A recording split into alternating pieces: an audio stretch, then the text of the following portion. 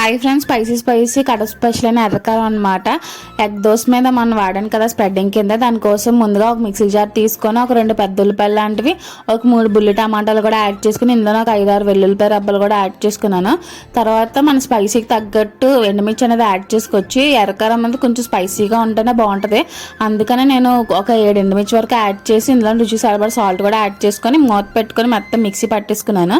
తర్వాత స్టవ్ మీద ఒక ప్యాన్ పెట్టుకొని ఆయిల్ వేసుకొని హీట్ అయిన తర్వాత జీలకర్ర ఆవాలు యాడ్ చేసుకుని చిట్టపట వనిన తర్వాత కొంచెం కరివేపాకు రబ్బలు కూడా యాడ్ చేసుకొని, ఇందులోనే ముందు మిక్సీ పట్టుకుని ఎర్రకారం అన్నది వేసుకొని కొంచెంసేపు అలా ఒక 5 మినిట్స్ పాటు స్టవ్ మీద అటు ఇటు కలుపుకొని కుక్ చేసుకుంటే ఎమ్మె స్పైసీ ఎర్రకారం అనేది రెడీ అయిపోయింది.